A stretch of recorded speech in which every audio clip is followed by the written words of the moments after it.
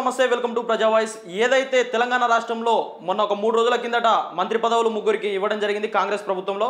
ఆ ముగ్గురికి సంబంధించినటువంటి మంత్రి పదవులు ఇంకా ఈ రోజుకు 3 రోజులు అవుతున్నా కానీ వాళ్ళకు అఫీషియల్గా కానీ అసలు ఏ శాఖలు ఏంది కథ అనేసి ఇంకా ప్రకటించలేదు. మనకు ప్రజా వాయిస్కి అందినటువంటి బిగ్ బ్రేకింగ్ న్యూస్ అని మాత్రం చెప్పుకోవచ్చు.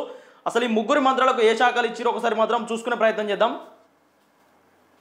గడ్డం వివేక్ కార్మిక న్యాయ క్రీడా శాఖలు, వాకిటి శ్రీహరి పశు సంవర్ధన కమర్షియల్ ట్యాక్స్ శాఖలు, అడ్లూరు లక్ష్మణ్ ఎస్సీ ఎస్టీ సంక్షేమ శాఖ. ఈ ముగ్గురు మంత్రుల్లో మాత్రం అసలు గడ్డం వివేక్కు విద్యాశాఖ వస్తుందని మాత్రం చాలా వరకు ప్రచారం జరిగింది. ఈ ముగ్గురు మంత్రులకు ఏదైతే విద్యాశాఖ కానీ హోంశాఖ కానీ అనేక మంచి పదవులు వస్తాయని ప్రజలు మాత్రం భావించారు. వాళ్ళు కూడా ఆశావాహులుగా ఎదురు చూశారు. కానీ వీళ్ళకు మాత్రం మంచి శాఖలు కాదు. అసలు వీళ్ళకి సంబంధించినటువంటి ఈ అడ్లూరు లక్ష్మణ్ ఎస్సీ బిడ్డ కాబట్టి ఎస్సీ ఎస్టీ సంక్షేమ శాఖ అంటే ఎస్సీ బిడ్డ కాబట్టి ఈయనకు సంబంధించినటువంటి సంక్షేమ శాఖ ఇచ్చారు. మరి రెడ్డిలో మాత్రం ఒక ఉన్నతమైనటువంటి స్థాయిలో మంచి మంచి హోదాలు మంచి మంచి పదవులను తీసుకున్నారు. ఈ కాంగ్రెస్ ప్రభుత్వంలో ఏదైతే సామాజిక న్యాయం చేస్తాం మేము ఇచ్చినాం, ముగ్గురు మంత్రులను ఇచ్చినాం, ఎస్సీ ఎస్టీ బీసీ మైనార్టీలకు ఇంకో 3 పదవులు ఉన్నాయి కదా. మరి ఆ 3 పదవులను రెడ్డిలకు సంబంధించినటువంటి విద్యాశాఖ కానీ హోంశాఖ కానీ ఇంకా అనేక రకాల శాఖలన్నీ రేవంత్ రెడ్డి గారి దగ్గర ఉన్నాయి. మరి ఆ శాఖలు వాళ్ళ రెడ్డి కమ్యూనిటీకి సంబంధించిన వాళ్ళకి ఇచ్చుకుంటాడు, అసలు చూడాల్సిన అవసరం ఉంది. ఈ ముగ్గురిలో ఒకసారి చూసుకున్నట్టయితే ఈ ముగ్గురిలో ఏ ఒక్కరు కూడా హోంశాఖ అర్హులు కాదా? సీఎం రేవంత్ రెడ్డి గారు కాంగ్రెస్ ప్రభుత్వాన్ని ప్రశ్నిస్తున్న సూటిగా ఈ ముగ్గురిలో ఏ ఒక్కరు కూడా విద్యాశాఖకు అర్హులు కాదా?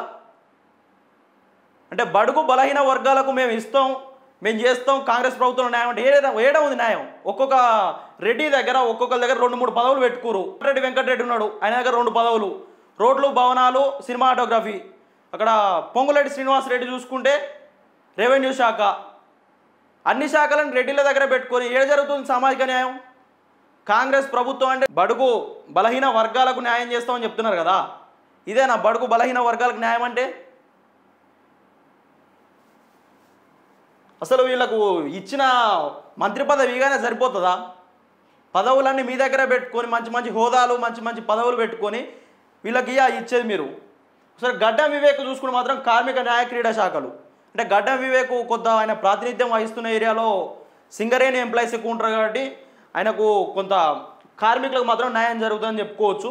అక్కడ గడ్డం వివేక్ ఉన్న ప్రాంతంలో మాత్రం సింగరేణి మొత్తం టోటల్గా సింగరేణి ఎంప్లాయీస్ ఉంటారు కాబట్టి అక్కడ మాత్రం సింగరేణి ఎంప్లాయీస్కి మాత్రం గడ్డం వేకు కొద్దిగా మంచిగానే చూసుకుంటారని చెప్పుకోవచ్చు. కానీ మరి ఇక్కడ ఎస్సీ ఎస్టీ అడ్లూరు లక్ష్మణ్కి ఇచ్చారు కదా, మరి బీసీలకేం బీసీ సంక్షేమం ఇచ్చారు, ఎస్సీలకేం ఎస్సీ సంక్షేమం. మరి రెడ్డి సంక్షేమం తీసుకోవచ్చు కదా. అంటే రెడ్డిల కాడికి వచ్చేసరికి ఒక న్యాయం, ఎస్సీ ఎస్టీ బీసీల కాడికి వచ్చేసరికి ఒక న్యాయం. ఇలా కాంగ్రెస్ ప్రభుత్వంలో మాత్రం ఈ ఏదైతే కుల రాజకీయాలు చేసుకుంటా ఏదైతే సంక్షేమాల్లో కానీ వాటల పంపకాల్లో మాత్రం ఎస్సీ ఎస్టీ బీసీ మైనార్టీ బిడ్డలకు మంచి హోదాలో మంచి పదవులు ఇవ్వకపోతే మాత్రం కాంగ్రెస్ ప్రభుత్వానికి మాత్రం ఒక చెడ్డ పేరే వస్తుంది. చూసుకోవచ్చు ఇప్పటి వరకు. ఈ మరి 3 పదవులు అయితే ఆపిరు, ఇంకా 3 పదవులు మరి అవి ఎప్పుడు ఇస్తారో మరి ఇంకా సంవత్సరానికి ఇస్తారా, ఇంకా సంవత్సరంన్నరక. మరి ఈ 3 పదవులు ఈ ఎవరికి ఇవ్వాలి ఏం కదా? ఢిల్లీకి పోయారు కదా అనవసరంగా ఖర్చులు పెట్టుకొని. ఢిల్లీకి పోయి ఢిల్లీ నుంచి ప్రకటించాలి ఏదున్నా. తెలంగాణ రాష్ట్ర ప్రభుత్వం ఏమో ఢిల్లీకి పోయి ఢిల్లీ నుంచి వస్తేనే ఇక్కడ అమలు అయితే తెలంగాణ లేదున్నా. సరే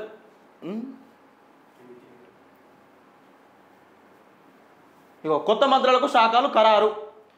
వివేక్కు న్యాయ కార్మిక శాఖ క్రీడా శాఖ, అడ్లూరు లక్ష్మణ్కు ఎస్సీ ఎస్టీ సంక్షేమం, వాకిటి శ్రీహరి పశు సంవర్ధన శాఖ, వాణిజ్య పన్నులు. కాసేపట్లో ప్రభుత్వం అధికారిక ఉత్తర్వులు.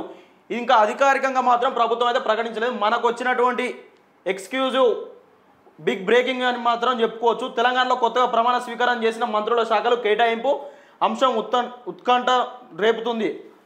కొత్త మంత్రులకు ఏ పోస్టులు పోలియో మొత్తానికైతే ఇది కొద్దిగా డల్లుగా ఉంది పేపరు. రేపే బాధ్యతకు స్వీకరణ. సీఎం రేవంత్ రెడ్డి ఢిల్లీ పర్యటనలో భాగంగా 3 రోజులుగా అధిష్టానం పెద్దలతో చర్చలు. 3 రోజులు చర్చించడం ఎందుకు? 3 రోజులు ఢిల్లీకి పోయి అనవసరంగా తెలంగాణ రాష్ట్ర ఖజానా లేదనుకుంటున్నావు ఢిల్లీకి పోయి తెలంగాణ ప్రజల సొమ్మును ఎందుకు ఇట్లా ఢిల్లీకి 100 సార్లు ఎందుకు తిరుగుతారు ఈ పదవులు ఇయనీకి?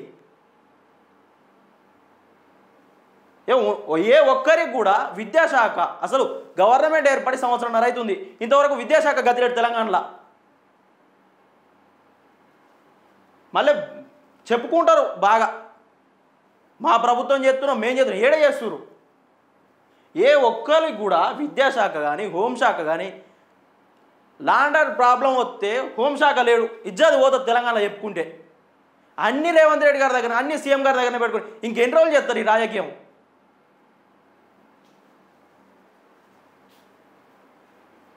అయితే తాను పార్టీ పెద్దలతో మంత్రివర్గ విస్తరణ అంశాలపై చర్చలు జరపాలని కేవలం కర్ణాటకలో కులగన్న అంశంపై చర్చించినట్లు సీఎం స్పష్టం చేశారు.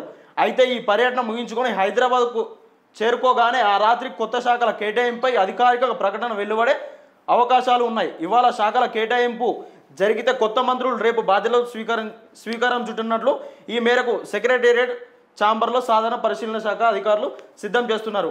మరి ఇంకా 3 శాఖలున్నాయి కదా, మరి 3 శాఖలు మాత్రం హోంశాఖ విద్యాశాఖ మరి మీకు సంబంధించిన వాళ్ళకి ఇచ్చుకుంటారా? మరి ఇట్లనన్నా మా ఎస్సీ ఎస్టీ బీసీ బిడ్డలకి ఏమైనా న్యాయం కల్పిస్తారని మేము కోరుకుంటున్నాం.